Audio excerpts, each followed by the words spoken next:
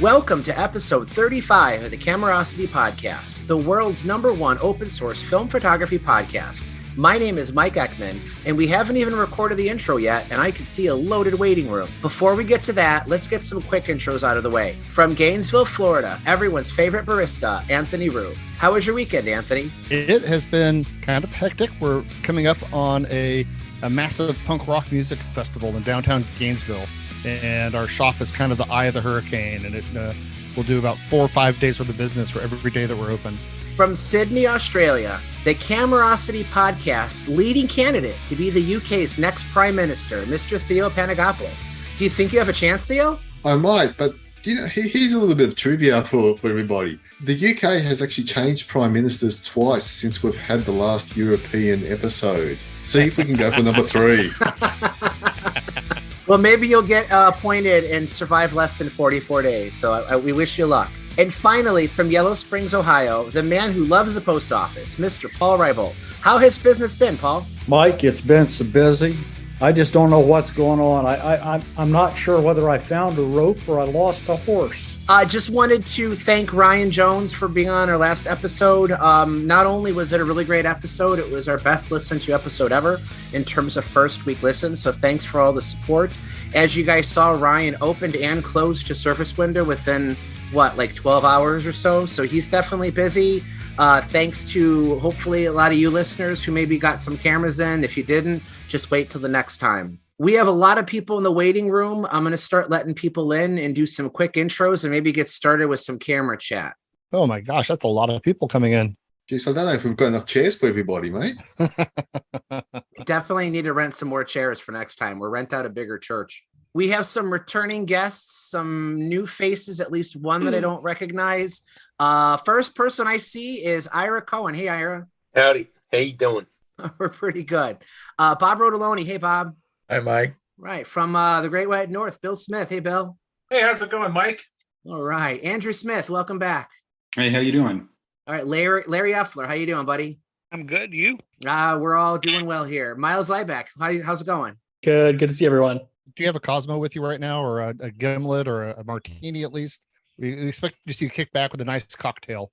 I, in fact, do have the Willet Rye in my Glencairn. You did not let us down. Thank you. No. Oh, very cool. Sherry Christensen. It's been a long time, Sherry. How you doing? It good. It has been a long time. I'm going to have to pull up my guest list here to see if I could quickly remember last time you were on. It's been a while, but welcome. It's been a long back. time. Yeah. Thanks. Is harvest over? Harvest is over. That must feel good. There was ice on the water this morning, so Oof. it's cold. You get it in before the Colorado low rolled in? We had a really nice fall. I missed the last week of it, sadly, but yeah, we got it in. Nice weather. It's been beautiful until last week. Everything's in. The fall work's done. So it's just put everything away until the snow that the south part of the province got the other day. Hey, Dan Tamarkin. Dan's here. How y'all doing? Man, we got a celebrity lineup today. How you doing? Good. How are you all? All right. Well, I just thought maybe we get started, catch up on some stuff we've been working on. We didn't really have any special guests, but the number of faces I'm seeing on my screen would suggest otherwise. A lot of people have given us some feedback on things that they want to hear us talk about. I think somebody demanded some point and shoot discussion. We're getting more and more desire for brand specific ones. So maybe we thought we would stick with Voigtländer for today. We'll get into some history, maybe some tips and tricks, some of our favorite models, some advice. But I think it's cool that Dan showed up. Your spidey senses must have been tingling because your name came up at the end of the last episode. Anthony was perusing the Tamarkin auction catalog that he had. And what camera was it again, Anthony, that you really wanted to get your hands on? It's the Leica 72. I suggested that if any of the listeners wanted to support Camerosity, that they should go onto your auction and buy the Leica 72, and that we would make sure that it circulates between the hosts so that we could all take pictures with it and enjoy it and maybe do a little write-up about it. But that'd be a great way to support Camerosity. And Tamarkin Camera and Auctions. Yeah, this one is actually kind of a spectacular example of the camera because it has the original swing out viewfinder mask, and it's just in terrific condition. It's hard to believe that it was ever used. So yeah, I'm real happy to have it. I got real lucky when I found that. That's pretty cool. Actually, Dan, I bought the opposite of that camera today. I bought an Oleo. What's that, a double frame? No, the single exposure. Oh yes. Yes. And this one is a weird one because it had the Suwu finder on it. The finder, the finder came on the original. That's the hardest part of the whole thing. Yeah, actually, to find those. And I didn't realize it, but they actually sold it two ways. They sold it with that little pop-up finder, the one that flipped up, and then they sold it with the Suwu. That's a heck of a find. Those both little finders, the folding one and the Suwu, are tiny little objects, so they tend to get lost over the last, say, 70 years. Dan, that Leica 72, do you guys have estimates for what you expect it will sell for, or do you guys not do that? Estimates in our auction are pretty realistic. So we start at the low estimate of our auction catalog listing, and for this camera, it's $6,000. So I think that's a little bit low. 6 to 8 is the estimate. I think that's a little bit low. I mean, I think that these cameras are so hard to find, and they don't come up very often, especially with the rare swinging mask for the viewfinder. So I actually think it'll go up above 8. That's you wouldn't take 6,000 Australian dollars for it, would you? I'd love to. I'd love to, but no, there's Gotta give it a try. That's too funny. Oh, for the listeners who aren't up on their Leica model numbers, what makes the 72 unique is it was the half frame Leica. So those of us that are half frame fanatics, it's sort of a legendary camera that you really don't see that often in the marketplace. What was it actually designed for, Dan? Was it a post camera like some of the other half frames were? Well, it was a it was made so that you could get more exposures out of the roll, and I think that its original use was scientific and or for post, which would make sense. It was based on the Leica 3A, which was tried and true. It came a lot later than the 3A, though, right? It was made a lot later. Yes, it was made towards the end of the run of the 3A, and it was also made in 2 batches. It was made in both Canada and in Wetzlar. Okay. And I would describe different values to each, but I think they're both equally rare. Is that one made in Germany? This one was made in Wetzlar, yes. I think they only made half as many of those as they did of the Canadian ones. Yes, there were many more Canadian made than there were German. I bought my Leica 72 from you a couple of years ago. Yeah, thank you. It's a great camera. They're very rare, and most of the ones we've seen in the last few years have been really clean, really beautiful specimens. Yeah, this was nice. I was going to ask, but you kind of already answered it. Which one came first, the Leica 72 or Nikon made the half frame S3, the S3M? Isn't that right, Bob? Yeah, they made the S3M. That was about 1963, 64, somewhere around there. So that was probably a lot later than the Leica came out. Yeah, I think so. Yeah.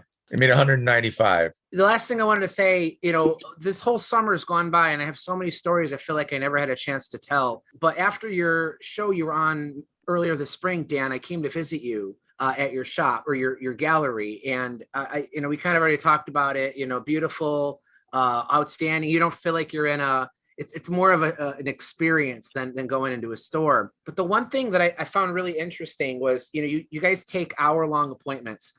So I occupied an hour of your time, but then I was like, can I take some photos of just stuff around the gallery? And he's like, yeah, sure. So your next appointment came in and it was a young lady who clearly had bought something from you, but you were going through like tutorials on how to use it. So I found it really interesting hearing how you kind of presented using, I think she had like an M3 maybe, or an M6. It was definitely an M camera, but you did a really awesome job of explaining that. So my question for you is that like a service you offer to people who buy stuff from you where you'll kind of be their teacher as well? Or how was that an anomaly? No, that was not anomalous at all, especially if people have bought gear from us. We offer classes and one-on-one instruction and all of that. we try to work by appointment because when it seems like when one person walks in, 10 people walk in, and it's very difficult. And I think with a luxury brand, people want attention, and people want, they want to play around with the cameras, they want to check them out, and they want to hang out, which we love. Our appointments are 50 minutes. It's like a therapy because we need 10 minutes to prepare for the next patient. So, but no, that's not anomalous at all. Some people have lots of questions about using their camera, and some people have no questions. Like most of the people that we serve have a deep knowledge, or at least more than just a glancing knowledge of Leica or rangefinder cameras. So it's pretty easy going. But certainly, if someone got the camera from us, we're always more than happy to take some time and show you the finer points. But is that an additional service, or is it included with the purchase? It is included with purchase to a point. So we have some clients who come around who want lessons and want pointers. It depends on if you're looking for I gotcha. 5 minutes or a really in-depth kind of deep dive, as they say. I gotcha. And maybe you can't do this, but what's the typical age range? I mean, is it younger people? Is it people of all ages? Is there any kind of pattern you see of who comes in? It's all ages. I mean, most of the younger people that we see are interested in film primarily, or point and shoot cameras. It's a very wide age range. I'm happy to say that kind of like vinyl LPs and whatnot, that some of the younger folks are interested in film and interested in that very tactile and kind of classic vintage Leica experience. One day I'll write a taxonomy of Leica aficionados, and it'll have everybody from the person that carries a Leica camera wrapped up in a towel in their backpack to people with $1,000 camera cases and all the bells and whistles in it. And I did show up to your shop with a backpack full of Leicas wrapped in towels. So we love that. We absolutely love that. I'm a dyed-in-the-wool camera nerd, baby. I'll talk cameras all day if you let me. I bet you weren't expecting me to pull out a Euro Leica though from that bag. You did a very good job. I had no idea what to expect. Well, that's cool. No, it's great. Anybody who gets to pass through Chicago, definitely visit Dam's shop, but you have to make an appointment, and good luck parking. No, yeah. Thanks. Yeah. And please do come visit. Awesome. All right. Well, I don't know, Sherry, what's new with you, Sherry? It's been a while. Anything cool you want to talk to us about? Not a whole heck of a lot, actually.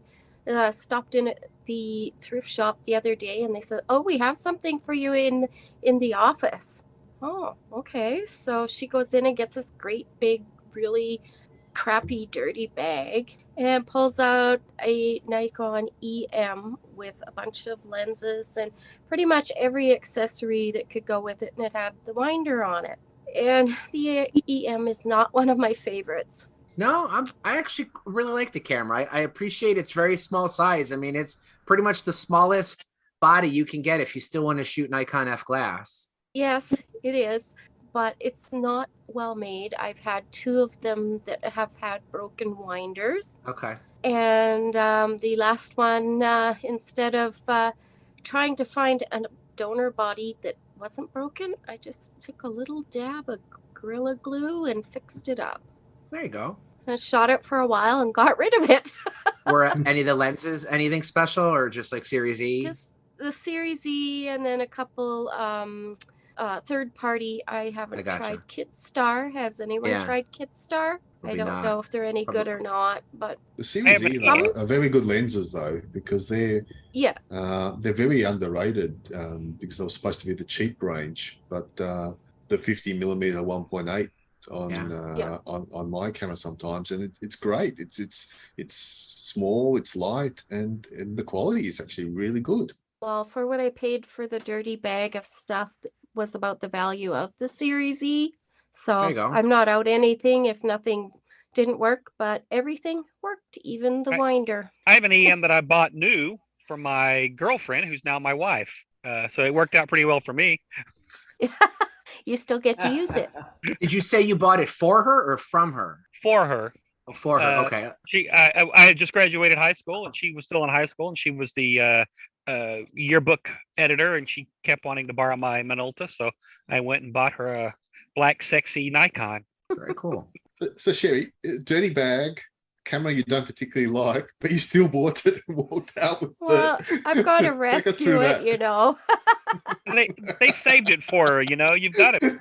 If they save it for you, you gotta buy it.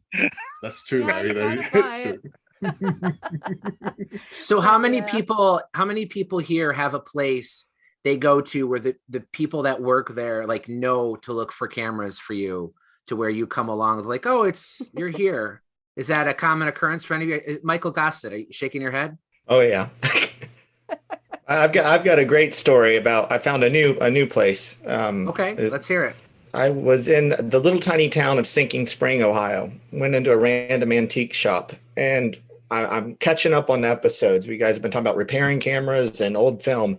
I stumbled on an old photographer's cache of just all sorts of weird film. I've got like all his slides. Wait. Paul's listening, so you got to be careful. If you hype it up too much, he's in Ohio too. So just be Well, careful. I think I've already cleaned it out. There are a Okay, few all right. things still there. Carry on. But some photographer, I think he must have been a military photographer, but I'm seeing slides of the Ohio Renaissance Festival. But he had a Canon T90, and mine's broken. Mine's missing the only thing's wrong with it is it's missing the shutter button. So I bought a junk camera, ripped the shutter button off of it, just slammed it down on it, and it works. So I cannibalized an old one. Very cool. This guy's was to fix mine. But I've got some old film that I don't even know if it's going to be good or not, but Ektachrome EH 13520. I don't know. I might try it. I'm going to go with probably not. I might just keep You it know in what? here because it's cool. If that T90 has the battery tray, you've got a treasure there, because that's what everybody's looking for. Yeah, I don't know. It doesn't look like it has anything special other than the main battery thing with it. Let me see if I can find it. I'll be back. I've had terrible luck with the T90. I've had 3 of them, and they all had the EEE problem. One of them I was able to sort of get working by slamming it on the floor a bunch of times. People say that there's a magnet in there that can get stuck. Right. That worked for maybe a minute, and then it was dead again. So for anybody who isn't familiar with the T90, that was Canon's. It was kind of an interesting camera in the sense that it was a serious professional camera. I mean, it had every feature you could possibly want, state of the art, everything, but it was completely manual focus. So it would have been, not part of the EOS series, but it's a robust, really, really neat camera. It's got that cool red 7-segment LED display in the viewfinder, just like the A1 has. It's a big body, very, very rugged feeling, but they just don't hold up. Dealers hated them. Did they? Yeah. Dealers hated those cameras for one reason. You couldn't set them on a shelf. Because they're round, right? They would fall over. Yeah. When you sat them down and it had a lens on it, it was so front heavy that even with a 50 millimeter lens, the camera would fall over. So we had some little plexiglass pedestals to stick under the lens to keep them from falling. We had several of them hit the floor. This one's pretty nasty. I don't think it has an extra battery tray, just the normal thing. No, that's okay, Michael. That's the thing, that battery tray, because the battery trays were prone to corrosion. Well, this one's corroded. It's not going to do any good. Yeah, okay, all right. Well, so that's why people are paying big bucks for them. So was there, Paul, I mean, this is probably a hard question to answer because you're never supposed to have a battery in a camera, but why is it that the 80s, when like AA batteries, like I'm thinking of like the Nikon N2000 and N2020, there's a whole bunch of cameras from that era that almost universally have corroded battery compartments, right? Like obviously you leave a battery in a camera for too long, it can leak, but why so consistently is it 80s cameras seem to always be corroded? Is it they use a different kind of metal, or do you know? Well, it was the battery manufacturer as well, as much as anything. The one that was the worst prone, there were two models that were terrible: Konica FT and FS1s, and Nikon N2000s and N2020s. And I think it was because they used AAAs. They were very prone toward corrosion.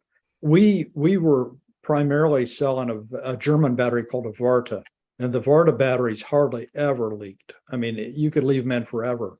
and they were just seemed to be sealed up better than most alkaline batteries. The original Minolta Maxima 7000 came from the factory with a AAA battery holder, and you had to change it right away to the AA holder, which happened to be more convenient and comfortable. Yep, yeah, that was either that or put the lithium holder in it. Either way, because the AAA batteries, for some reason, just had a tendency toward corrosion. Okay, that makes sense. Just the sign of the times, I guess. I found Yashica Electros with the large mercury battery in them that not only do they never leak sometimes, but I've even found a couple that still had a charge. Like I couldn't believe it, that this old PX32 5.6 volt battery still had life in it. So it's like certain battery technologies seem to be more prone to leak than others, I guess.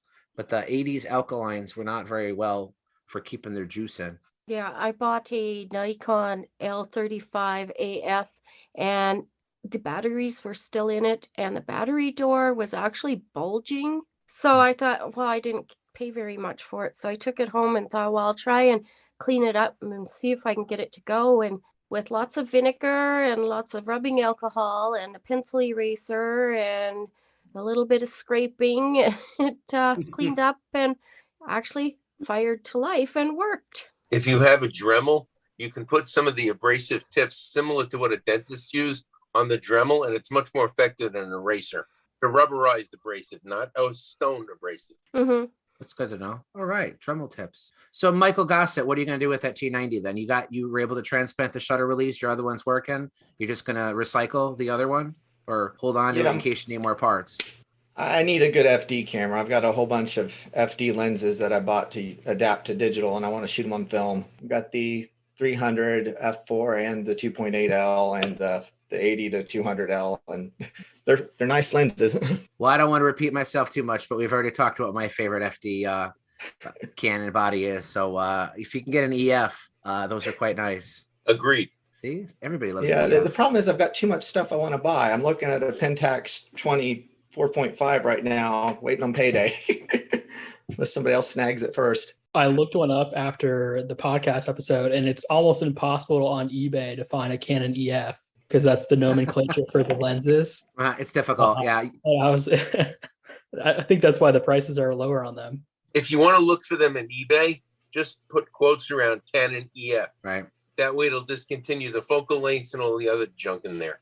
I can hook you up with a Canon T80 that lasted through 8/12 of the Frugal Film project. Oh, and it died? It died once, and then I resurrected it, and then it died for the battery door fell off. I gotcha. I guess I could use duct tape, but don't tell Sherry because I didn't. I wanted to. You just did, Larry. Canon had a long stretch there where battery doors were sort of like their Achilles heel. So they, whoever was in charge of the battery door department at Canon from about like 75 to maybe 85, probably did not earn too many bonuses. Apparently. Well, the one on Nikon is not any better. My battery door lock broke on my D300 last week. It broke, or it just? Well, there's a little thing that you flip down, and it just came off in my hand. Well, those are easy to replace, though, Ira. I mean, because didn't you have to take that off when you put the vertical grip on? No. On a D300, you just grab it and twist it lightly, and the whole thing will just pop right off. I'll look at it because I was like this close to getting a new one. A new camera or a new door? Because you should be able to get a new door. I will. The door is fine. It's the little thing that you turn. Okay. Yeah, that's a different story. It's a little lever that pops the door open. Yep. Okay. Right now, I have a little piece of dental floss tied around the catch. And whenever I want to open the door, I got to pull it down. Put a bungee cord on it. That works better. Yeah. If you're looking for a replacement, I've got a D300S I never use, and it's in almost perfect, nearly unused condition. Sure. Oh, wow. That's awesome. While we were talking, we had a couple more people jump in. Back from episode 30, the Camera Store episode, Stephen Grasso. Stephen, welcome back. How you doing there, buddy? I'm doing well. I'm just going to try to not buy any more cameras. Yeah. So the last time he was on, he bought an M5 from Paul in the middle of the show. So literally this morning, Paul was throwing up pictures of stuff he needs to get rid of, and he Yeah. wants to pawn it off on somebody on this show. Oh, So what you don't know is right after that happened, I bought a Q2 monochrome and an M10. I'm thinking about a Bessematic. they're nice. Go for it. Bassomatic right here. I could put this in your home. There you go. Dollar whenever I see you. Looks like it has the Septon on it too. I've got one of those. That's my main reason I wanted to get one. It's got a Septon that it comes pre-element separated. So you don't have to worry about whether the elements will separate because it already has. You know, I always think about that commercial that Dan Aykroyd did on Saturday Night Live about the Bassomatic. Bassomatic. Yeah. A serious question about element separation, like on the notorious Ultron. How much does it affect image quality? Like, you know, you'll see this bloom of pretty colors and floral patterns of separation. Does it really have much of an effect on unless it's like, how bad does it have to be to become a serious problem? Mine, the one, Anthony, don't you have one with element separation also? I do. I think it's a case by case basis because mine is very noticeable, and I have shot it on both my Ultramatic and my Bessematic, and you could not tell that there was an issue with that lens. I mean, it just looks fantastic. I've shot the one I've shot on both the Sony and the Fuji digital, and absolutely no indication of a problem.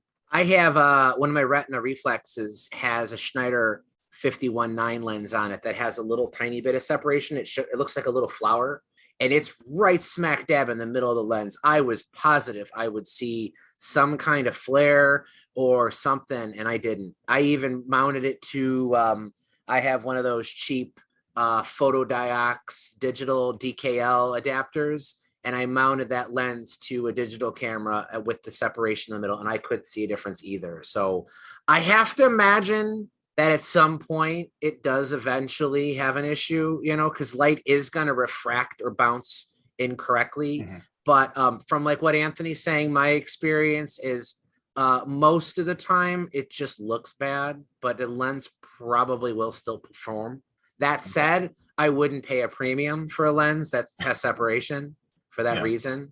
So Paul, that one that's on the Bessematic, is it just near the edges, or is it pretty much the whole thing? It's about halfway, maybe 2/3 of the way over it, and it's the brown smudge. Does it always progress?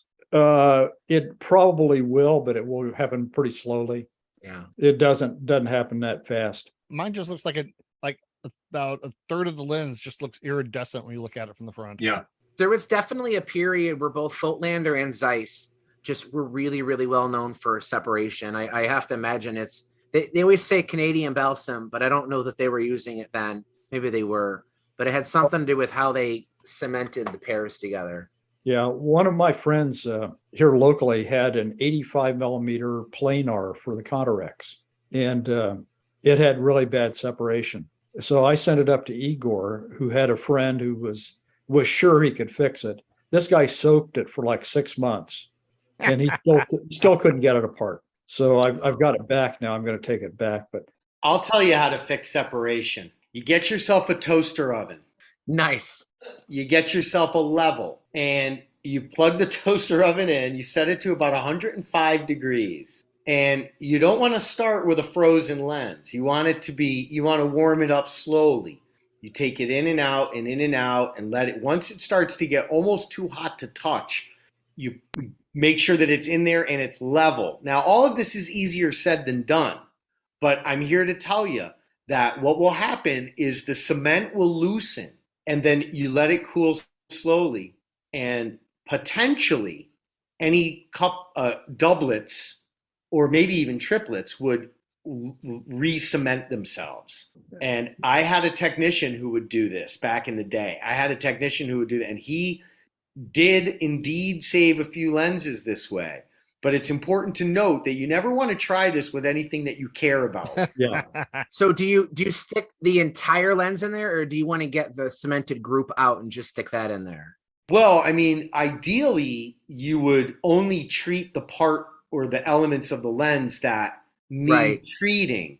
But I think with a heavy-handed technique like this, it's just best to just put it in there, make sure it's level, and have at it. Do you remember John Van Stelton at Focal Point? Of course. Yeah. John was the only guy that would, I think he's retired now, of course, but he was the last guy that could really deal with separation like that and get it to work. I mean, he did some just wonderful stuff for me over the years that, and I still keep in touch with him. I begged him to fix a couple of things, and he said, I sold all my equipment because I knew people like you were going to ask me. Ask him, next time you talk to him, ask him if now that he's retired, he can relay the secrets of the toaster oven. I will. I'll definitely do that. So we have 16 people on this call. One of you's got to try this. Who wants to be the guinea pig? I was just going to say, who said that he soaked the lens for 6 months? That was a friend of Igor's up in Cleveland. All right. Well, if you soak it for 6 months in an ultrasonic cleaner, those vibrations get the solvent in there really well. That may be what happened.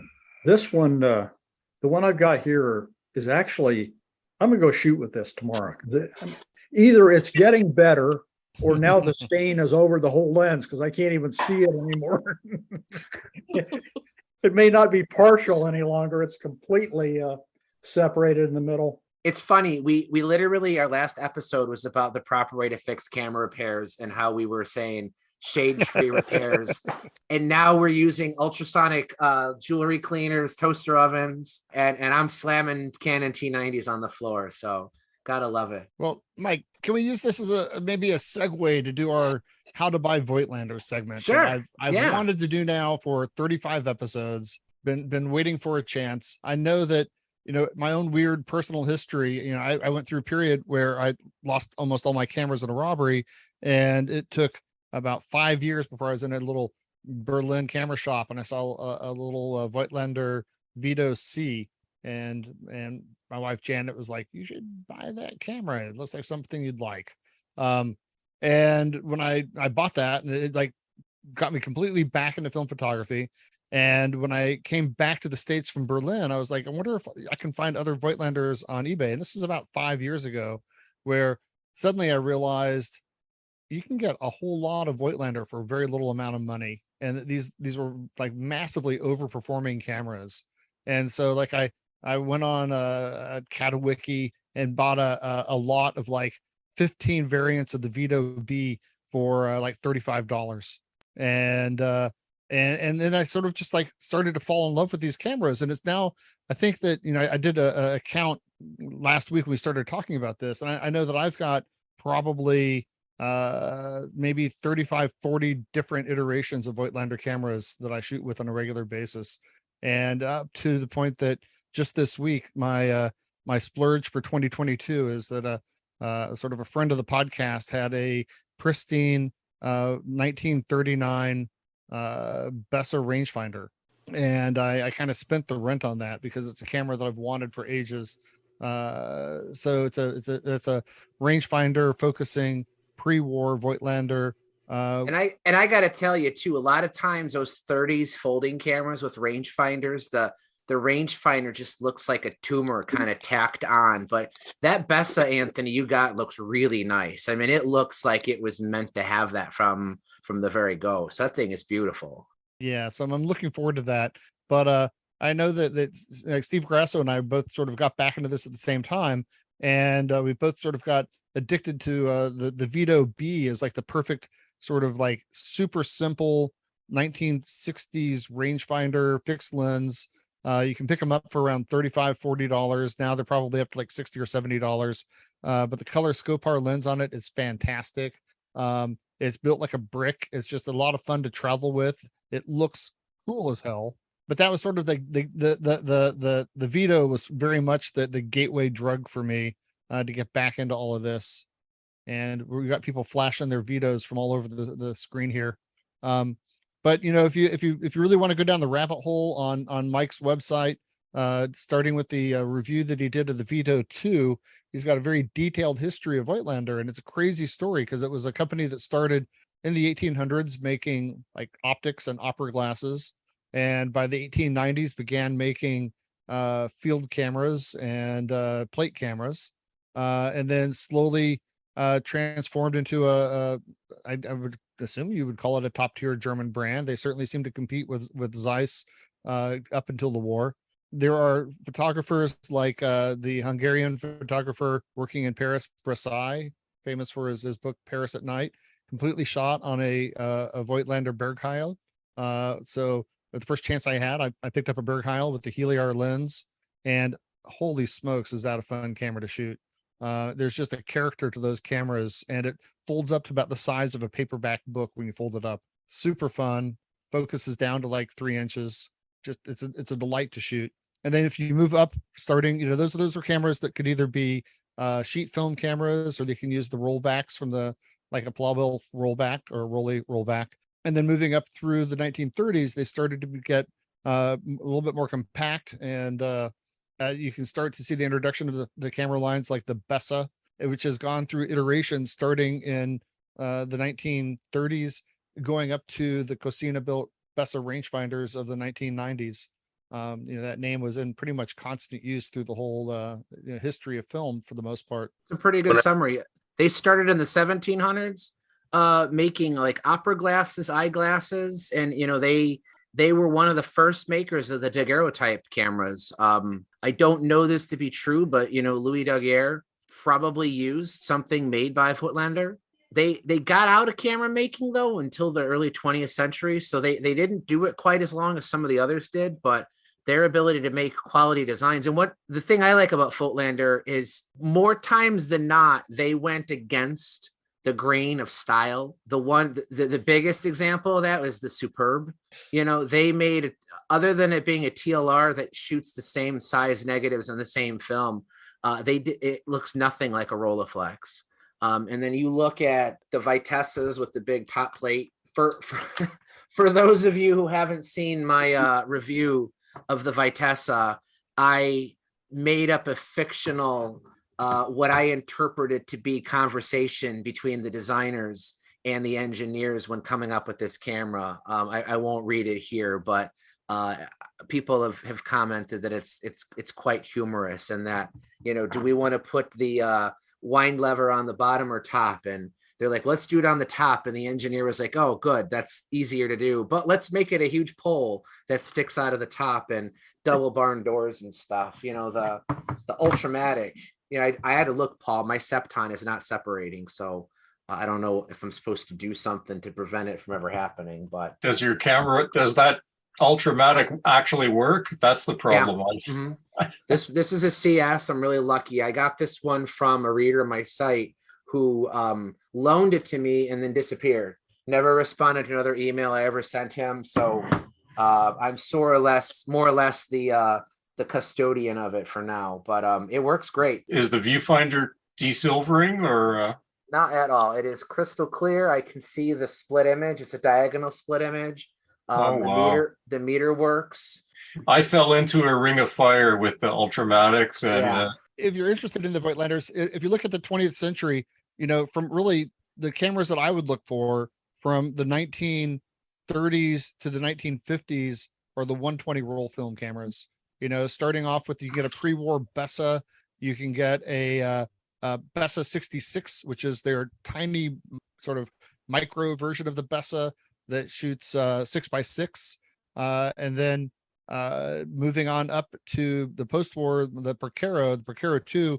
We've mentioned it repeatedly on our shops. It's gone from 6x9 to 6x6, and then sort of post-war you get the Bessa 1, which is a giant beast of a 6x9, and then after that you had the Bessa 2, which is a rangefinder focusing camera. It is a series of lenses that come on it. There's the I think it's got a Voigtländer is the cheaper lens.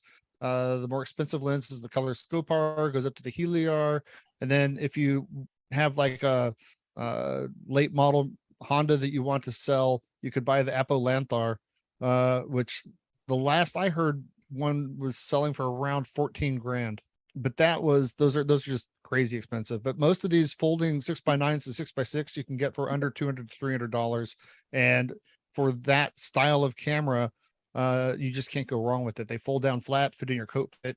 The Scopar and Heliar lenses are spectacular. Then after that, you move into their 35 millimeter lines. You've got the Vito 2, then the Vito B. So it goes from being a collapsible folding camera to being a fixed lensed, very sort of like a little tank.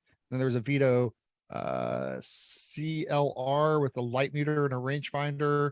And then there was the Vito 3, which is after the Vito 2, they came up with the Vito 3, which is basically a prominent with a collapsible folding front lens element that has a Ultron, a fixed Ultron.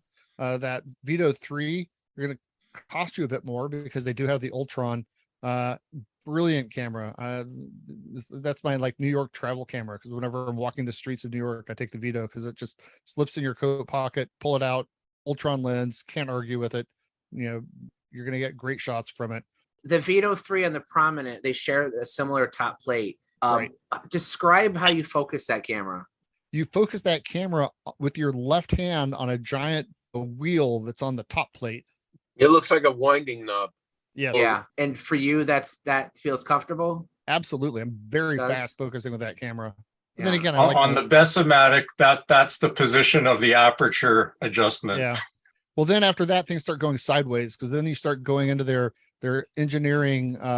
It just seems like they were trying to get a little bit too clever by half. And they had the Vitessa, then the Vitessa T, and then they moved into the Bessomatic, which is their leaf shutter SLR, which I love my Bessomatic. Mine works perfectly. It's a tank, quirky controls all the way across. Then from that, it goes up to the Ultramatic, which was kind of their competitor. If you read Mike's review, a competitor with the Contarex. Beautiful design. I've got two. They've both got all the typical problems of desilvering mirrors. They still work perfectly fine. They're just really murky to try to shoot with. And then things start going crazy with them, and they were acquired by Zeiss, and they became sort of like a research platform for Zeiss to share technologies and share models. There are some really weird ones like the Zeiss Icon Voigtländer Vitessa 1000, which is like the most awkward name ever in a camera. And the VSL, which is really the Rolleiflex SL35E, is really a Voigtländer. That comes later. So they're so they're owned by Zeiss, and there's the Mike. We'll post it up on the. So this is the camera Anthony's talking about. It's very boxy. And the full name of it, like he was saying, is Zeiss Icon Voigtländer Vitessa 1000 SR. So it does have a leaf shutter, a Prontor 1000 LK leaf shutter that does top out at 1/1000th speed, which is pretty unusual. We talked in a previous episode about how Minolta used Citizen shutters, which could do 1000, 2000, and 3000 by altering the angle of the blades. But this one just does 1/1000th on a leaf shutter without any special gimmicks. It's actually a pretty cool little camera. Bottom wind. These cameras were co-branded as Zeiss Icon Voigtländer. And not to stop you yet, but the Bessomatic, which was the Ultramatic, were the last ones that were leaf shutters. But Voigtländer was working on a focal plane shutter Bessomatic. It exists in prototype form. I don't know, Ira, you don't have one, do you? One of the focal plane Bessomatics? Wish.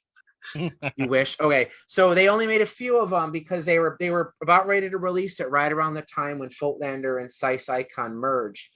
And after the merger, apparently Zeiss had the upper hand maybe, and they took the focal plane Voigtländer Bessomatic and it became the Icarex.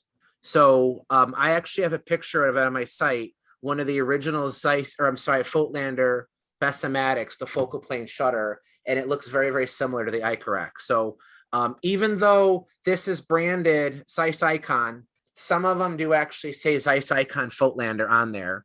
These are actually made in Braunschweig. So even though it's officially a Zeiss camera, these were made at the same factory that had been making all the Voigtländer cameras before it. So and is that the engineering DNA that became the later Rolleiflex SL35s? I thought the Icarex eventually evolved into the Rolleiflex 35, which evolved into the 350. Yeah, what I had read was that okay, Raleigh made the decision to kill their own design and adopt the innards of the Then that you correct. could be right. Voigtländer. But it wasn't. It was the VS. It's a VS model. Is the Voigtländer. So, well, the weird story is, of course, that eventually Zeiss Icon dumps the Voigtländer brand. But this is sort of the history of the company. It just keeps on getting passed around like a hot potato, and it gets purchased by Rolei, which is interesting considering that the two founders of Rolei worked for Voigtländer and quit to start their own company when Voigtländer decided not to take their TLR design into production. So the two ex-employees end up owning Voigtländer, and it goes through a whole series of iterations. Because I know that there's the Mike, what's the VS model of the Voigtländer SLR that really is the Rolei 35S or M? Do you remember? There's VSL1 and VSL2 and VSL2E, I believe. Yeah, those are those are almost identical to the Roleis. Yeah. I think one was an M42 mount, and then it became the QBM mount.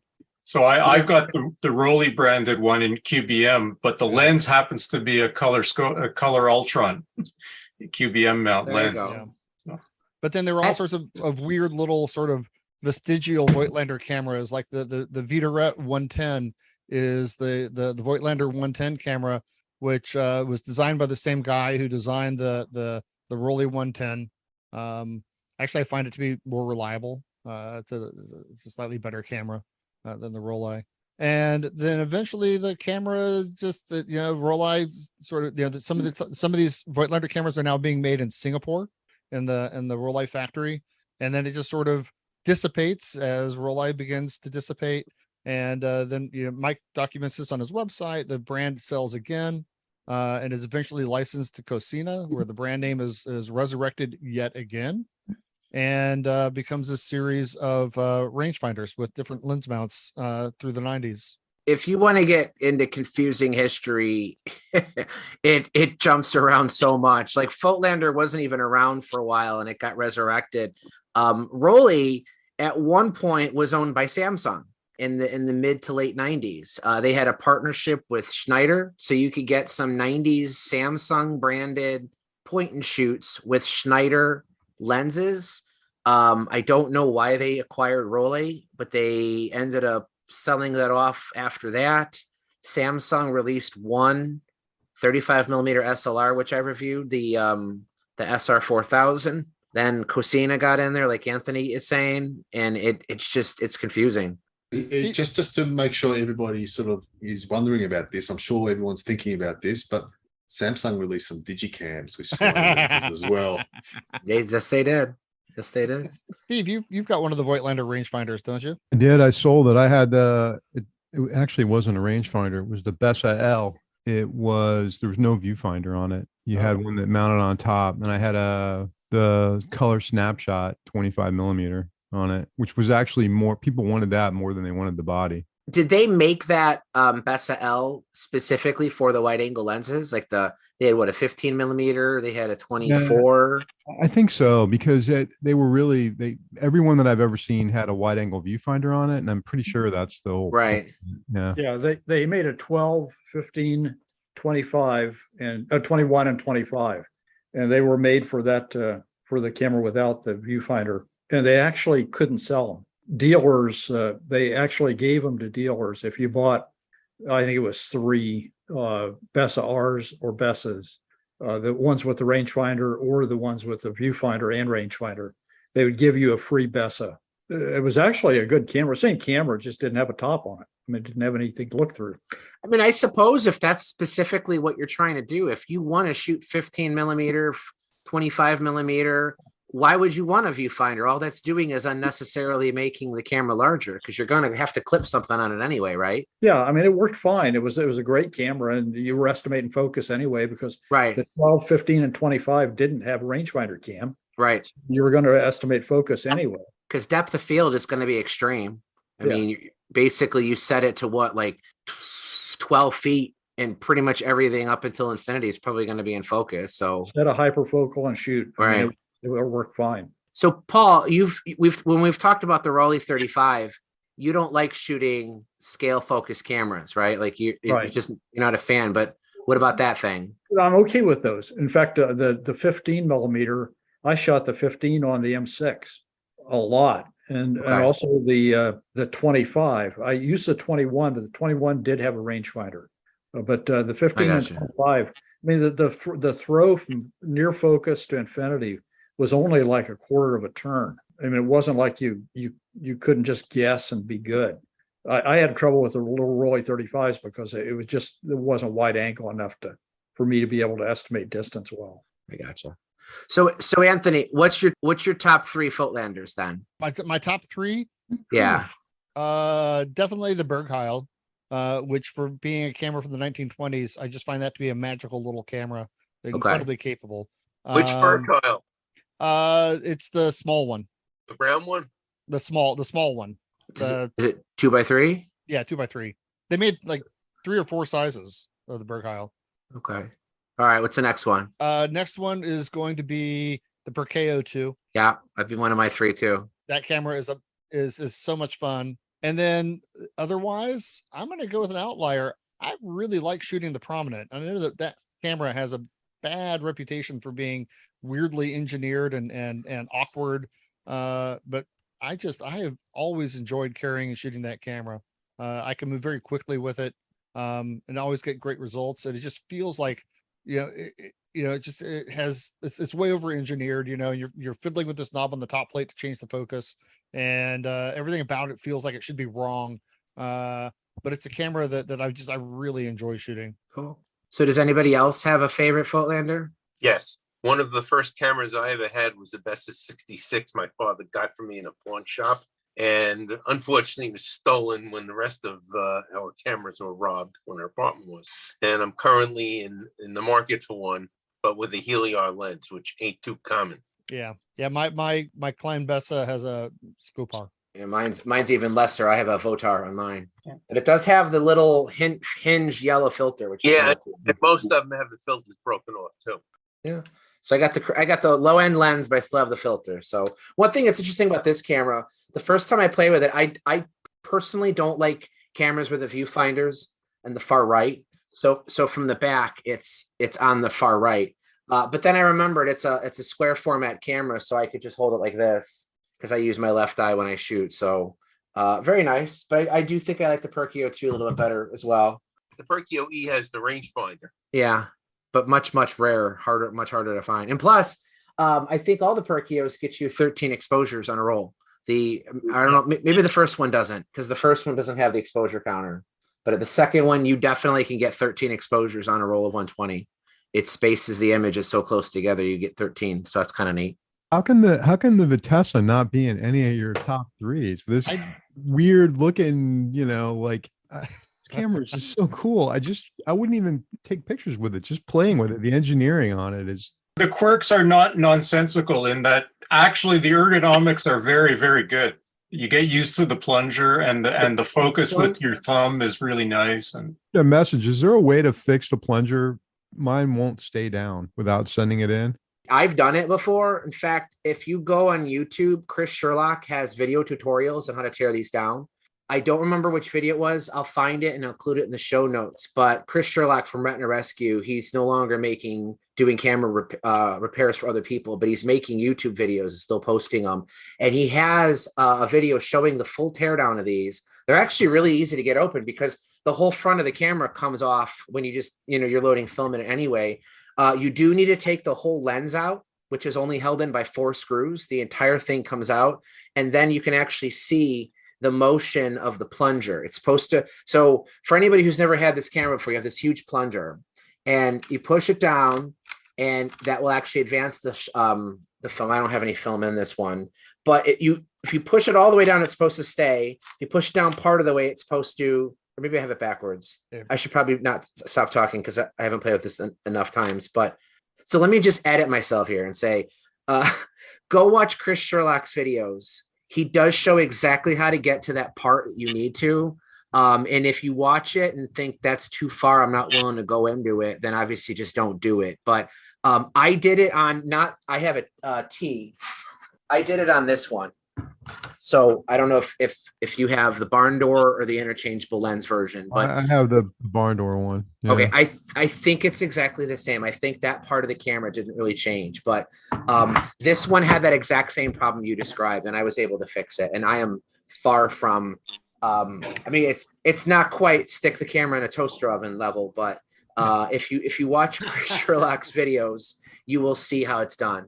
I will say that if I just even move a screwdriver in the vicinity of the camera, it will break. And so mine had the same exact problem with the on my T, with the plunger not staying down, and also it wouldn't the clutch wouldn't engage, so that every time you plunged it, it advanced the film. So it's supposed to be a lock where if it's between exposures, if you plunge it, it doesn't advance the film until you make an exposure. And I took it apart, followed the video, and now it is just irredeemably destroyed. So it's not exactly a cakewalk to follow the video and get it to work, because for what it's worth, I bought an L, Vitessa L, which had the plunger not staying down. I don't have a good track record. It's at repair. What did work was I put a couple of drops of lighter fluid down, let it drip down the plunger rod into whatever's inside. That plus a combination of discovering that if you close the barn doors, you push the plunger down, don't push it down right to the bottom, push it down about 2 millimeters off the bottom, and then let go slowly, and then it would stay. So that's what I was trying to explain earlier, and I wasn't doing a good job at it. When you get these things open, the bottom of the plunger has a notch kind of cut out to it, and there's supposed to be a spring-loaded catch that catches it at that notch. And what happens is this stuff gets gummed up, so the spring doesn't move into the right position. So basically, you have this plunger going up and down with a notch cut out of it, but the thing that's supposed to catch that notch never does. So in essence, like I said, it's a really easy fix. You just got to get into that part of the camera, just clean it. You could use naphtha like I do a lot, but if you actually go, most hardware stores will sell it. You can get on Amazon. You get electrical contact cleaner. It comes in an aerosol can and it dries completely clean, just like naphtha does. But for that kind of repair, I don't like using it on lenses, or where lenses are involved, I should say. But in something like that, where all you're trying to do is clean something, it's got that little red nozzle that sticks out of the tip of the can. It's an aerosol can. You just, hold it upside down, let it air dry overnight, and it'll almost always work fine. And that's it. You just put it back together. So I would encourage you to at least watch the video and decide if you want to try yourself. I'm gonna try the cleaner, because I can actually, now that you tell me where it is, I can feel it. Yeah. It's not catching. Like I can feel it trying to engage. So it might just be gummed up. Yeah. I've got my Vitessa with Jessie Barra at the moment. And one thing she actually advised me on is never, ever force anything on those cameras. They've got such a complex mechanism, even on the barn doors, that she actually said, it's okay to go in and try and clean things up, but never, ever force anything, because when it eventually makes it to the repair person, they don't know what's actually bent, and it only just takes one of the little mechanisms to be bent slightly out of place, and the whole thing just doesn't sort of seem to work. I can forgive. I like the plunger. It is awkward. It does take some getting used to, but it is different, right? Like to me, that's part of the appeal of shooting most Voigtländers, is they're different. You don't get a cookie cutter camera with most of these cameras. So I do like the plunger. I do love the back wheel focus. So basically when you're holding a camera where your right thumb is naturally just resting anyway, there's a wheel there, and you just go left and right and it moves the lens forward and backwards. The one thing that kills me though on the barn door Vitessas is the EV coupling. So if you want to change your shutter speeds and f-stops independently, it's kind of like a retina where there's this pin that goes around the front lip of the shutter, and you have to pull it down while simultaneously spinning the shutter speed dial while you're kind of shoving your finger in like between the doors. I hate it. It's not ideal. The T is a little better because it doesn't have the barn doors.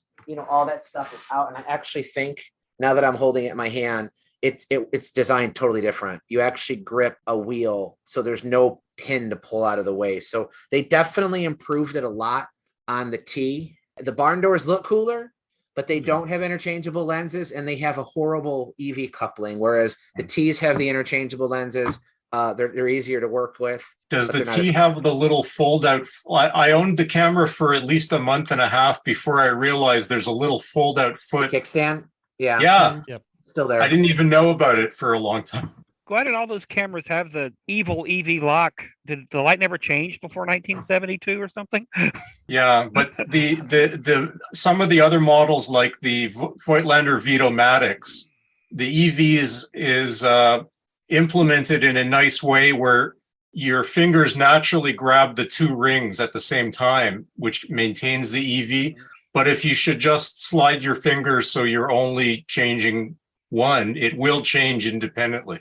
So this gets into a discussion about light meters, and how exposure meters were starting to be seen in the mid 50s. Paul, I think you could explain it maybe a little better than I could, but essentially you would take your meter reading with a handheld meter and it would give you an EV number. And the idea was that if you had a camera with a coupled EV scale, all you ever needed to do was point it to the number your meter was reading at. You didn't even need to worry about shutter speeds and f-stops. So the thought was, if I have a hand meter and I meter a scene and it says 14, all I ever have to do is move this pin to 14 and that's it. Fire my picture, I'm gonna get a properly exposed shot.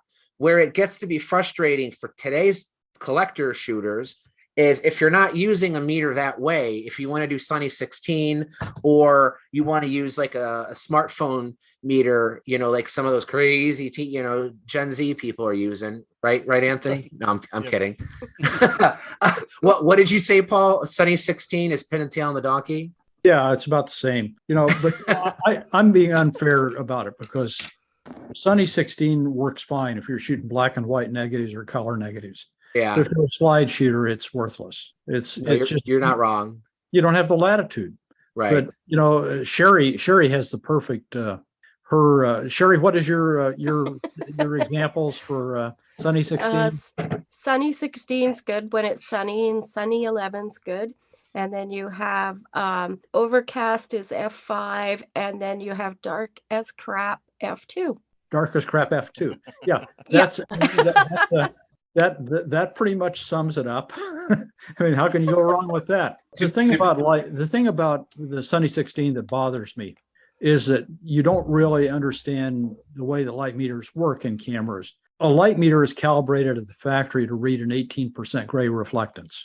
So all light meters are pretty much set for the same thing, no matter whether it's a handheld meter or a meter built in a camera or whatever. They're going to read 18% gray. So where you get into trouble is if you're shooting something that doesn't happen to be 18% gray. If you're shooting a white horse, a gray horse, and a black horse, and you take the same exposure for all three of them, you're going to have three pictures of gray horses because the camera is going to see the white horse, say, this is too light, I need to make it darker. It's going to see the dark horse. It's going to say, this is too dark, I need to make it lighter. So a light meter is only a starting point to figure out what your true exposure should be. I know that's more complicated than it needs to be, but learning how a light meter works is really key to getting a good picture, I think. To be fair to the EV system, Voigtländer had several versions of some, like, for example, I'm looking at a Vito BL, and it doesn't have the EV, but the downside of that is they put the aperture way up at the front, in front of the focus, and when you change the focus, the index for where you're setting your aperture moves with the focus. So it's not on the top of the camera. So you might be reading, the F4 mark on the top of your camera, but the index it's supposed to line up with has moved. So there's pros and cons to the EV system and the non-EV system. Sounds very German. And there's a difference between EV and LV. You have exposure value and light value. And I got to be honest with you, even I don't fully grasp the difference, but I don't hate the idea because I do understand why they did it. I understand how in the mid 50s, if you were new to photography and you had a light meter and you had a camera, it's much easier to only think of one number than two. To most people, what an f-stop is, what it actually means, you know, the ratio of the entrance pupil to the blah, blah, blah, blah, blah, is just so hard to understand. So I understand why they did it. What I don't like, though, is the various implementations of it. You know, the retinas, the Voigtländers, a lot of the German cameras like these really rigid pins that are difficult to defeat. Whereas some of the Japanese companies, Yashica did a decent job of it. Ricoh did a decent job where they'll be coupled, but if you want to override it, all you essentially do is just hold one ring while turning the other, and it'll let you override it pretty easily. I mean, you always have to do something to override it, but the Japanese method of just letting you just kind of, with slightly more effort, twist it and you could break the coupling was way better than having to move this tiny little pin. So, but I would be curious, though, to go back in time and ask a photographer when these cameras were new, what they thought of it. I have to guess they probably thought it was great. I mean, maybe I'm wrong, but. Well, Hasselblad 500 lenses, the C lenses, all the way up to this, all the C lenses were EV coupled. So you set the EV on the lens and then it locked in each combination of shutter speed and f-stop. And it was very convenient for a commercial photographer. You would just turn at an EV, and then you would turn one ring and it would show you the various combinations of f-stops and shutter speeds. But it was always the same exposure. Yeah. I have one last oddball Voigtländer question for Ira. What is the model that was the first camera with a built-in flash? Was that a Vitrona? I do not know. Did a model in the 1960s maybe that looked like one of the somewhere between the 1000S and the late like Vitorettes, but it had a black plastic handle that was actually the battery holder that stuck out the bottom of the camera, and it was the first camera to have a built-in flash. Was it electronic flash or bulb flash? Yeah, electronic flash. Wow. Huh. And I've never seen one working. I hear that they are out there, that that some of them have survived. Does anybody have? There's a Voigtländer Everready case with the flash reflector built in to the part that goes under the camera. Yes. Yeah. I forget which. I don't know which camera.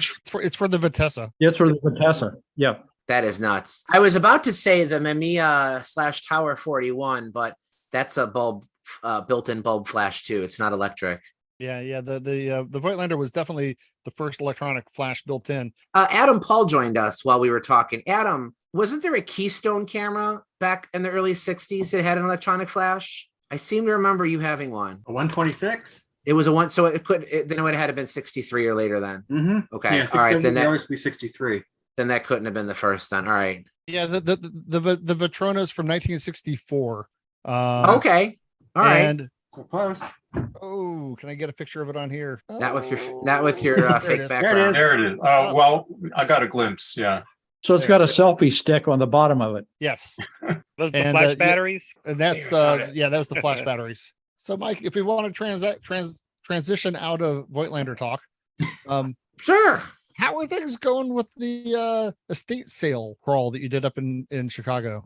Of all the times that I've gotten scores, estate sales have been my best. But I was talking to Bob about this just the other day, and he's gone to a lot of estate sales, and the total number of good scores you've had from estate sales, Bob, is what?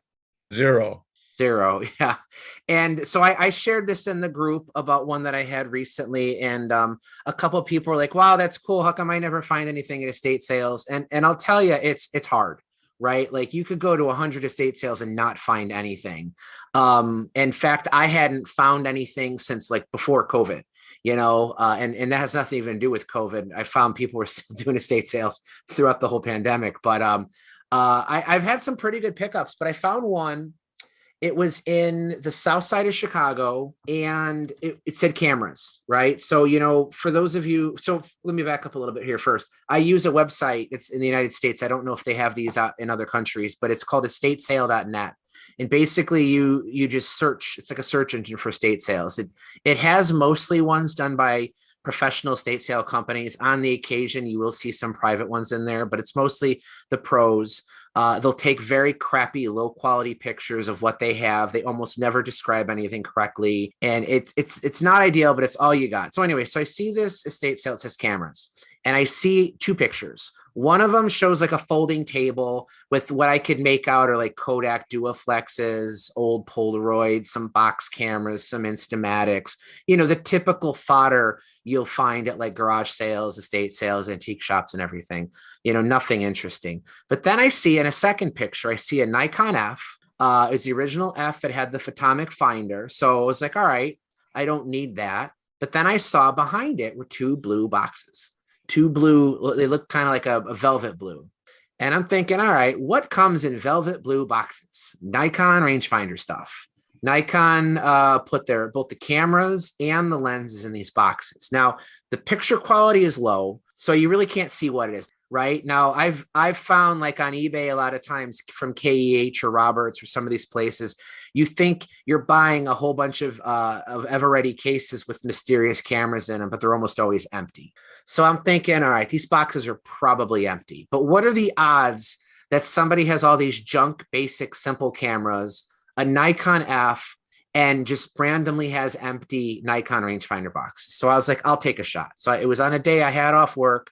I drove up there. It took me 45, 50 minutes to get there. The line, even though I got there an hour and a half after it started, there was still a line. You had to put your name on a waiting list to get in.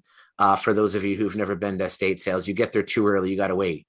So I get in line. Thankfully, I didn't have to wait that long. I get in there, walk around. The house is tiny. This area of Chicago is very old houses that are all squished together. The garages are in the back. There's an alley. So very, very narrow.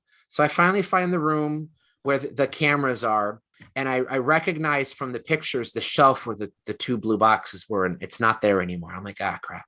A lot of times you go to estate sales and the antique shop people, the professional pickers usually are the first people there. So to get anything good, if you're just a regular person, can be difficult. But I'm looking around the room, and sure enough, on another shelf, I see the two blue boxes.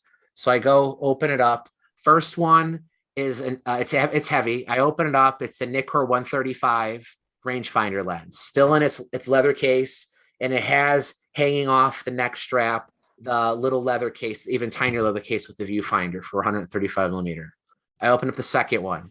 It's got the 85 f2 in the leather case with the tiny little case on there with the viewfinder on it. I'm like, oh. So I look around. I see a third one. This one's got the 35 millimeter f2.5. So I have three accessory lenses, all in the original boxes. I won't tell you the price, but every single person on this call would have bought it.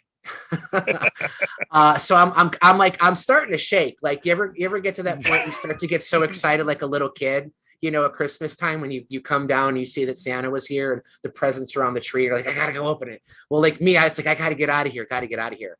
Before I leave, though, I notice in a far corner of the room, I see the brown rangefinder case. So I go, I'm like, pick it up. It's heavy. Flip it open. It's the S2, Nikon S2 that goes with it. And it had the Nikkor 50-1.4 on it. So I had the S2 with the 50 millimeter, the 35 millimeter, the 85, the 135 all together, absurdly low. Clearly this estate sale company did not do their research.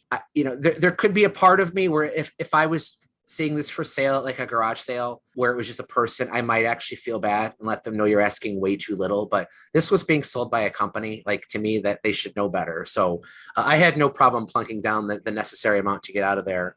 And all the lenses, the 85 and the 135 had the hoods too in there too. So everything was in great shape. All of them had the EP markings, which really doesn't add value. It just denotes that these cameras were picked up at a post exchange, almost certainly by American servicemen in the military, probably in Korea. And the point of the post exchange was to encourage service people to spend their money to go back into the economies of these local countries, but at the benefit of when you don't pay sales tax, and then when you bring it back home, customs won't charge you. because back then I think if you bought anything of any value, you'd have to declare it when you came back in the country. But these things that have the EP markings would basically be exempt because they know that it was bought through that program. So it tells me that whoever lived in this house, this is probably the original owner, probably had it. They clearly cared for it, took really, really well. So That's how I got my Rolleiflex, actually. It was bought in Portugal, and the man was in the service, and he brought it home. All the manuals are in Portuguese. I can't read a single one. oh, geez, that's interesting. And I'm telling this story the way I'm not necessarily to brag, but it helps when you do these estate sales to have some kind of search engine like that. I don't know if they have a estatesales.net in Australia, but if there is such a place, that definitely helps. There is, but it's nowhere near as mature No as good. what the American market has. What about in Canada, Howard or Bill? To speak to estate sales, generally the professional pickers get almost first dibs. Like Yeah. in Southern Ontario, which is sort of Greater Toronto, Hamilton region, it's like my mom, when she still had all her marbles. Unfortunately, she has Alzheimer's, so she's no longer involved with this group.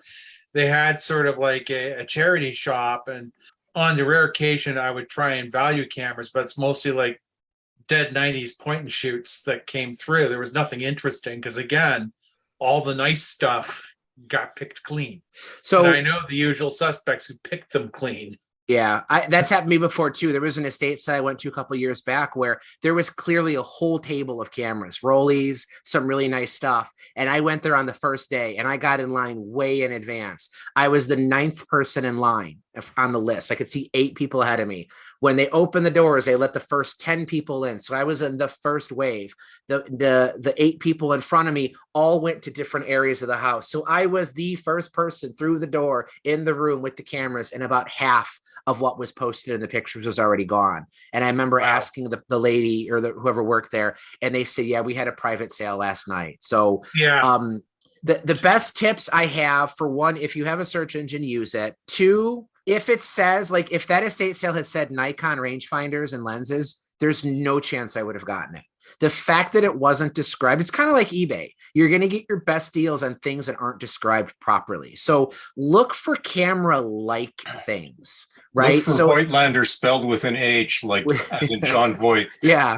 Yeah, things that are misspelled or not described at all. If you see the word cameras, you got to be good and be able to look at blurry pictures and tell, boy, that looks like a Nikon rangefinder box, or boy, that sure looks like a insert camera name here. But also look for things that people who like cameras might also like. There's no scientific proof of this, but I have found people that have like a lot of audio equipment often liked cameras too. So if you see a house that has like old reel-to-reels or multiple turntables, or sometimes you'll see people who are clearly tinkerers, maybe they have a basement or garage workshop where you see like, I live near Hammond, Indiana, and Hammond was a, steel mill, East Chicago steel mill. A lot of these guys had basements where there'd be like glass jars hanging from the ceiling with screws and nuts. Like people back then didn't throw anything away. They would just keep, you'd have a shelf full of wire. When you see stuff like that, there's a slightly better chance they may have something that's interesting. If it's in a neighborhood that, I don't want to say poor, but the hardworking neighborhoods, the ones that maybe today aren't as nice as they once were, but maybe 50, 60 years ago were nice neighborhoods. There's a better chance you're going to find a person who was in the military, bought that stuff, came home after the war, raised a family, died within the last 10 years, and now their family's getting rid of their stuff. There's a chance you might find something cool there. If you live in an area where there's some brand new townhomes and you see everything is like Christmas decorations and fancy furniture, it's highly unlikely you're going to find anything cool there. So I won't even go to those. But knowing the areas in which people might have had that kind of stuff, looking for pictures of things at the estate sale that might hint that the person was into cameras, that's going to get you a better chance. But if you expect to see an estate sale that says Voigtländer Septon lens, or anything like that, the odds of finding that are slim to none. But then, honestly, the best tip is just persistence. You got to keep going. I mean, like I said, this was the first time I found anything even remotely good in over 3 years. So I found a very good deal on a Keeker Mat FTN. Yeah. 2 weeks ago with the 105 2.5 because they spelled Knickermat with a K instead of an N. Yeah. Well, and sometimes, the people running the estate sale, if they do see like a Nikon, or a Knickermat or a Canon, they probably know enough to like, all right, take a picture of that. But they may not understand that that box of folders might have a really cool, Zeiss Icon, camera sitting in a box that isn't photographed. So even if you go to an estate sale that has one camera, there's a really good chance there's more than that one there. Or even if there isn't more than one, maybe you'll find some expired film, or maybe you'll find, some cool Kodak advertising or signs, or just something that might, the ephemera that, a lot of us tend to like to collect as well too. So, be willing to go to those. Even if you see a camera, like a couple point and shoots that maybe aren't that interesting, there's a chance they have older ones too. And maybe you'll get lucky. Andrew Smith, how you doing, man? Anything new since last time we talked? Not a whole lot. I picked up a couple of things. I got this right here. This is one of those TT Artisans lenses from China, but it's kind of, I don't know if you can see, the light's not very good in here. I got the lens hood on too. I could see the hood. Yeah, There but you it's go. one of the, it's kind of based off those old Leica 28mm f5.6s from like decades ago. But it's pretty interesting, and they're pretty cheap. You can get them on eBay for around like $300. And I found it to be pretty impressive so far. What's the focal length of it? It's a 28mm. Okay.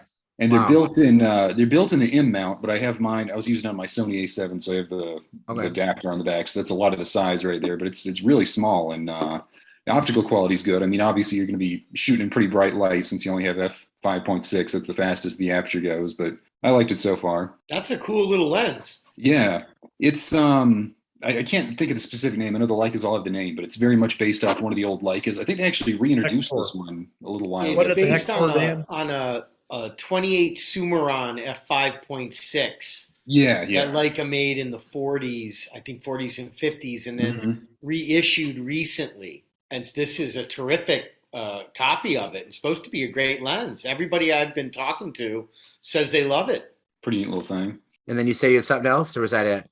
No, I picked this up.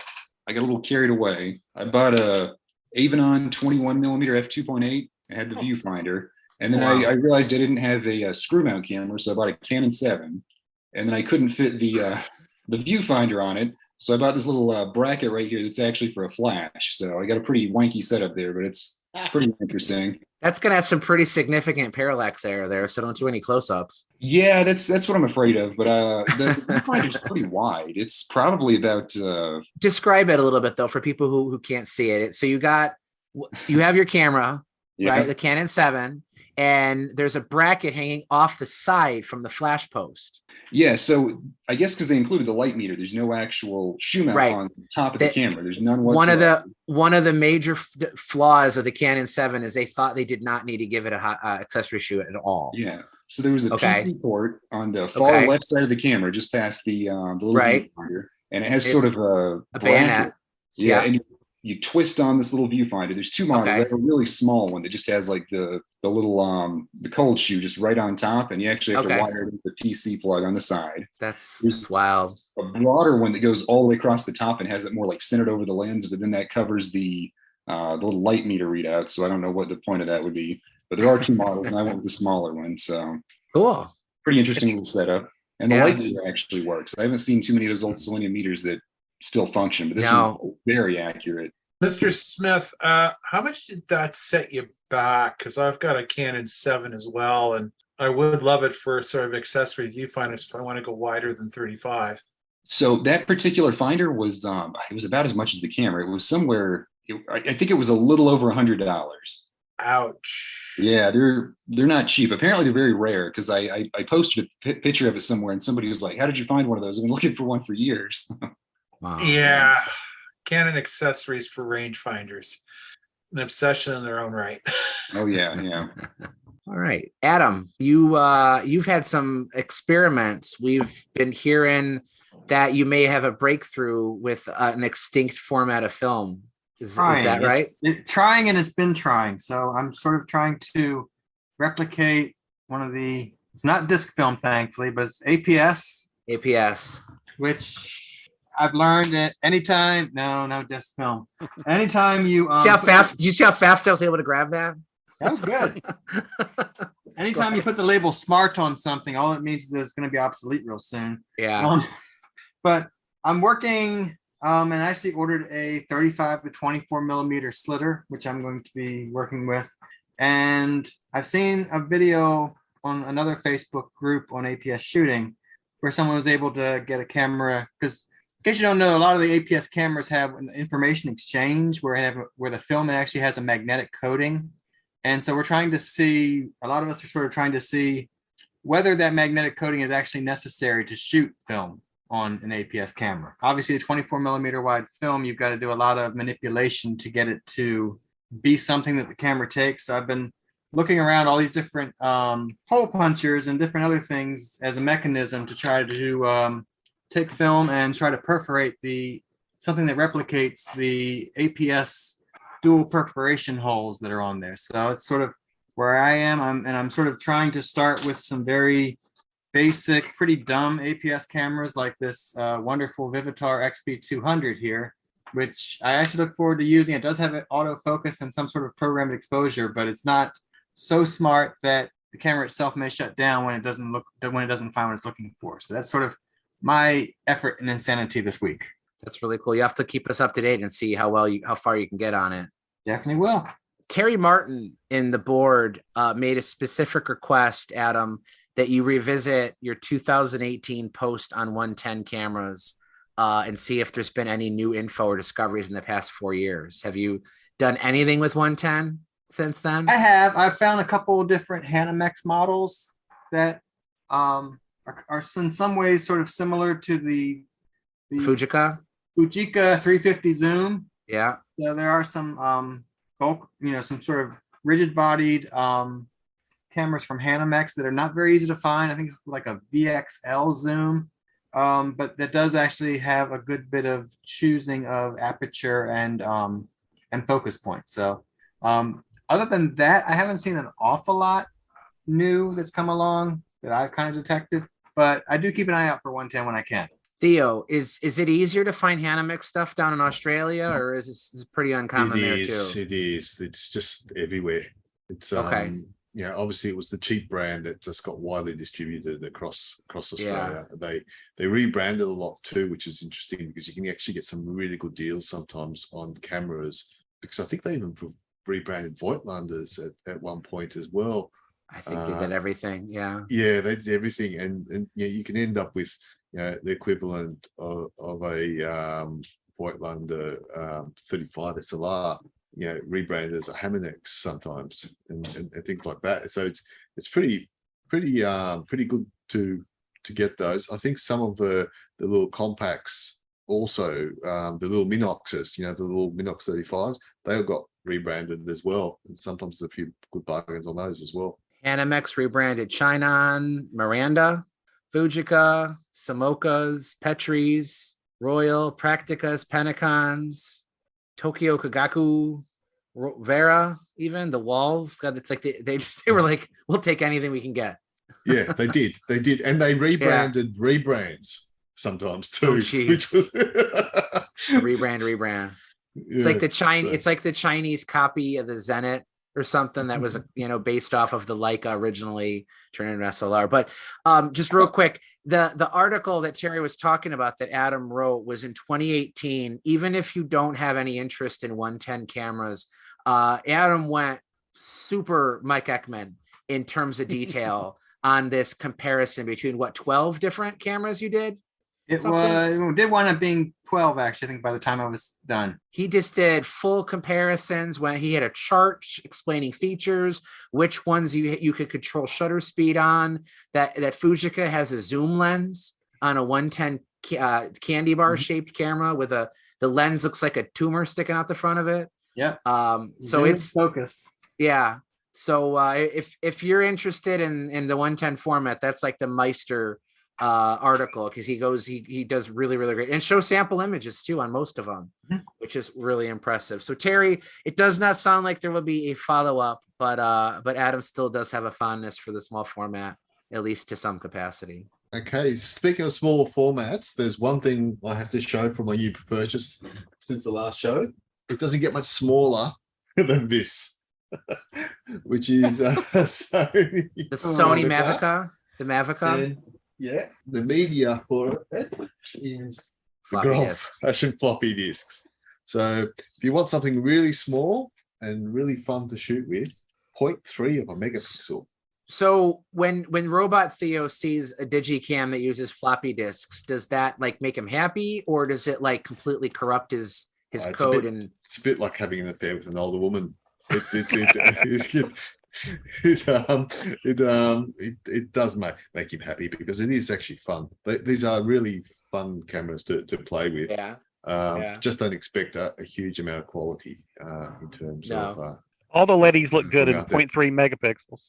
Yeah. Interesting enough, this came with the original diskettes, and I downloaded the pictures from it, and someone had actually used this for a wedding in 1998. Wow. You should find those people and see if they ever got their wedding pictures. Yes. They probably just stored them on the discs thinking, that's somewhere. our backup copy. Yeah. So. My only pickup, we already talked about the Nikon, but one that I wanted to show real quick because very uncommon. I got an Italian camera called a Durst Automatica. This thing dates from about 1956, and it's auto exposure. So it's true auto exposure. It's got on the shutter speed dial, leaf shutter from B 1 second all the way to 300, 1/300th, and the 1/300th speed has a notch that says automat. And when you do that, there's a little meter readout on the top. This one, unfortunately, the meter is dead, but it has a selenium cell. And essentially the meter uses like a trap system where it'll point to a shutter speed that matches what what the meter is recommending. And when you press the shutter release, which is on the front of the camera. So it's a scale focus camera. There's no rangefinder. The shutter release is right up front here, and it's got, a top wind. The issue this one has, though, unfortunately, is it's like Anthony's Canon EF. When I wind the lever, the shutter fires immediately. So I can't, it fires every time I wind it. But I like the way it looks. I've never seen one of these before. Durst Automatica from Italy.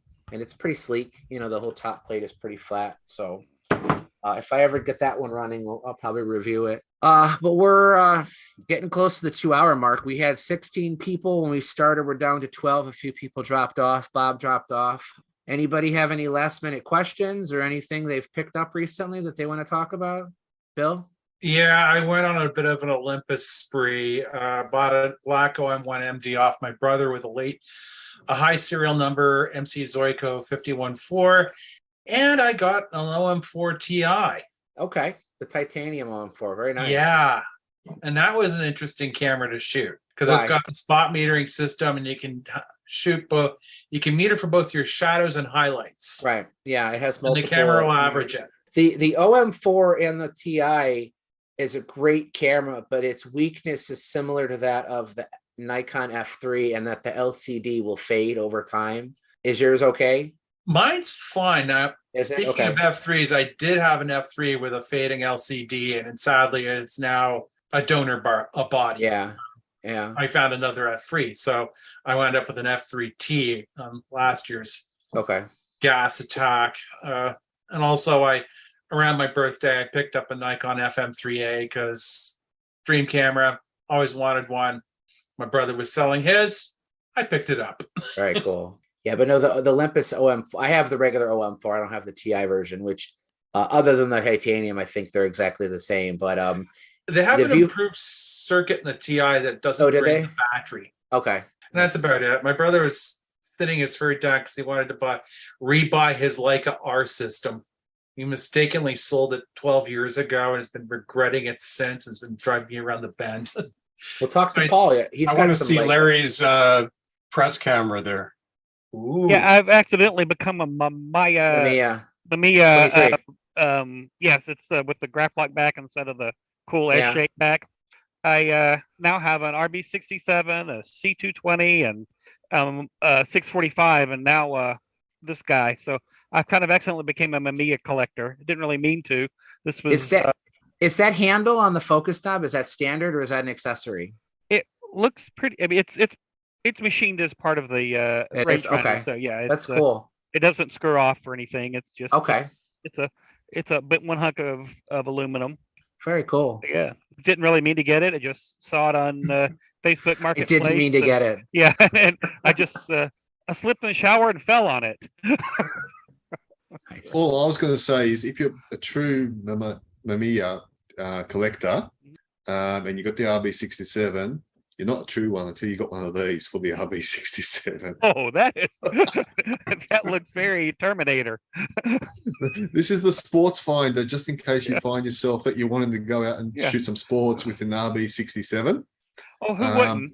You know, and yeah, probably the most useless accessory in the world. But what's interesting is it actually has a viewfinder in the back, as well as, optical one that goes into the camera and sort of redirects it underneath. But for the focus, kind of like Rolleiflex. Yeah. Bizarrely, it actually, not only do you have the picture, the actual scene backwards, it flips it upside down as well, almost like a large format situation. Yeah, it's just for focus. It's just for focus. Back when I shot basketball in the 90s, the guy who worked for the university shot basketball on a Hasselblad. He shot sports on a 500C something. Wow. Yeah. Oh, okay. I mean, I paired it up with another purchase, which was the 6x8 power winder. So that's obviously, you're starting to get into the sports territory then, with the power winder. But I'm not sure I'll use it for that. About 2 frames per minute. I think it's 1 frame per 2 seconds or something. So the rabbit hole I've gone down is, and it might have been from one of Mike Ekman's reviews about front shutter release cameras that I had an Edixa for a while till it broke, and they were nice. So then we were at a flea market and I got this Miranda, actually not a different Miranda, a DR with the front shot, and I really liked that. So that led to me getting another Miranda to get some other lenses. And that led me to what I got last night, which is a Topcon. Very nice. Oh, yeah. Which I have yet to put it seems to work. I got film in it and I will shoot it tomorrow. How is the film advance lever on that? Is it smooth as? Oh, it's like butter. They all are like that. I don't know what type of ball bearings or lube or whatever Topcon used, but that is the smoothest film advance. No, not only that, everything, the shutter just has a very precise, like everything just seems very precise on it. Tokyo Kagaku was the only company to really make a challenge to Nikon with the F. I obviously they didn't long-term succeed. At one point, the RE was the official camera of the U.S. Navy, but they did pull a lot of things out of, put a lot of technology into that camera that made it hold up really well. Their solution for in-body metering was far superior to what Nippon Kogaku was doing at the time, and their lenses were excellent. So that's I'm eager to hear your thoughts. Share them in the group after you get a chance to shoot that, because those cameras are really, really fantastic. Is that a focal plane shutter or yes. Yeah, it's a conventional horizontal. Goes up to 1/1000th. It is. It's just everything's very precise on the camera. Topcon cameras have both like the best and the worst SLR systems simultaneously. The worst being the Unirex UV mount leaf shutter cameras, which almost never work. But the REs, the focal planes, are really, really nice. So you'll enjoy that. I've got mine loaded up with Atlanta Film Company 250D, all ready to go down to Cape Canaveral to shoot the launch of the Artemis. At least it'll be the fourth time, 4th or 5th time I've tried to see the Artemis take off. But yeah, I've got the Topcon loaded up. All right. I wanted to ask Dan real quick before we go. Dan, for the guy that has access to so many cool cameras, do you ever get gas ever? Are you kidding me? I wake up in the morning with it. It's all constant. Okay. So give us a real quick rundown of what it's like to be you and having gas at the same time. Well, what it's led me to is a catch and release program that I think almost any game warden would find appropriate. When I find something that I've got to have, typically I have a plan for how long I want to hold it, like whether it's a whim or whether it's something that really fits into my collection that I think might benefit the collection as a whole. Most everything that I find falls into that latter category. So no, I typically I'll have an idea of whether or not it's something I'm really super interested in, and I definitely have to have, or if it's something that I just want to use, because now I have two different kinds of problems. One is the collector problem, one is the shooter problem, and they don't necessarily coincide. So the catch and release program is definitely the most important aspect of my gas. Very I cool. know that one well, Dan. Thank you. I go through that on a regular basis. I recently bought or traded for a Alpha 6D with a macro Switar on it, the 51.8. And I've had the body, I could care less about, but the lens I've been shooting with. And I actually have two of them. Radu has one he's repairing right now. So this one was really nice shape. So I thought, okay, I'm going to keep this one. And today I put it up on eBay. So boy. that was I caught it. Now I'm releasing it. So some of us are better at releasing than others. Ira's doesn't release too much. I don't. I know Anthony sometimes struggles to let things go. But that's a good skill to have, I think, when you have access to what you do, Dan, is being able to hold on to something, play with it, enjoy it, and then let someone else have their time with it. And that's exactly the idea, is that everything needs to find a new loving home eventually. So yeah, that's how I justify things. It's like a one in, one out kind of rule usually. So is that how that Leica 72 is going to make the way to the Camerosity share program? Right. We're going to catch it and then we'll release it back to you. Nice. I keep trying. Just remember whose auction you want to put it in when you're ready to release it back into the wild. Yeah, I'm gonna go start fishing downstream from Dan. Yeah. Nice. So I have a whole bunch that I need to release. What are some good spots to get rid of them? Paul. Well, I mean, Paul will help you. I'm limited only to Leica, but I don't know. I don't know. Send me a list of what you got. Let's take a look. It's definitely not Leica, and the one Leica I have, you would think is not worthy. Oh, I don't know. Every camera is worthy. It's only an R3. It's not worthy. Hey, if it's working, that's the most important part. Dan, did you get a chance to listen to our last episode with Ryan Jones? I heard a little bit of it, not the whole thing. Towards the end, he talked about making this Franken Leica, where he took like an M3 body, removed the self timer, removed the sync. He replaced the back with like a later version, an M5 top plate or something. Like he literally just like hacked this thing together of spare parts. Oh, I love it. I've got to see this thing. Well, and he joked about he wanted to make a camera so ugly that nobody would love it. And I'm thinking to myself, Ryan, people are going to love that thing because it's a hybrid Leica. So, exactly. It'll be one of a kind. It's an original. That sounds like it's right up my alley. It was one of a kind. One of a kind. Yeah, Ira's got a bunch of one of a kind cameras. I have one more Eigenbau, which we call the homemade cameras, that I was able to handle that I'm going to have up before the end of the year. And then real quick, Howard, my review tomorrow actually is going to be for a Miranda. I have a Miranda review coming tomorrow. So you can look forward to that. I got some pretty nice pictures out of that one. So, all right, we've gone over 2 hours actually. So I'm going to have my work cut out for me on this episode. I want to thank all you guys for coming. A few people had to drop off while we were on, but Ira's still here. Bill, Sherry, Howard, Dan, awesome to have you back. Larry, awesome to have you back. Andrew, Adam had to go. Robert had to go. Miles left. I got to be honest with you, I couldn't keep track of other people. We had 16 people at one point on this show. So that's a new record. We'll see how hard I have to go through the editing on this. I know what we want to do for future episodes is kind of pick a brand and sort of feature it. I mean, we won't make the whole episode about a single brand unless there's really that much to talk about, but we did Voigtländer today. If you guys want to hear a specific brand mentioned next time, the absolute best way to do it is not to go on Facebook and ask us. It's to actually show up and bring, whatever to discussion you want to talk about. We could talk about Argus. We could talk about Leica again, whatever you want. We'll try and, maybe do like a miniature buyer's guide. King Regula. We are working on a third Euro episode, so we should be getting to that. I'm hoping by the end of November. We're trying to get some another prime minister. Yeah, we're going to see if we can get another prime minister from this show.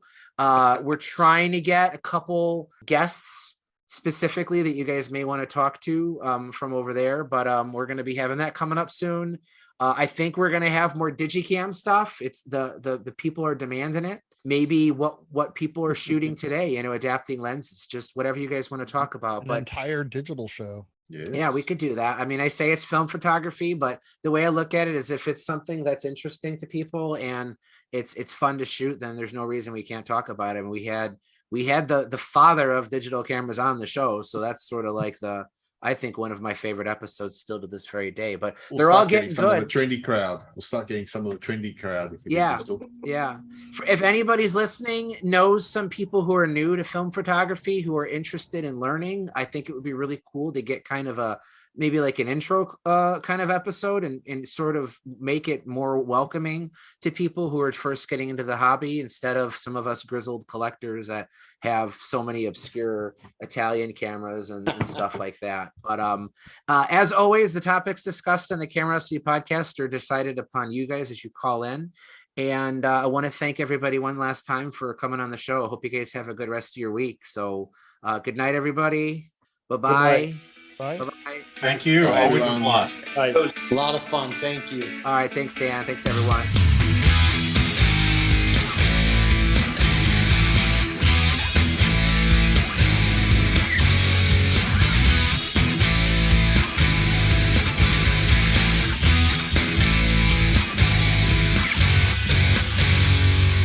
Voigtländer. Voigtländer. For non-German speakers, this is a little bit difficult because of the umlaut, the R at the end, so Voigtländer, and also because the OI combination is not really pronounced as you would expect, so it's not Voigtländer or something similar, it's more Voigtländer in German.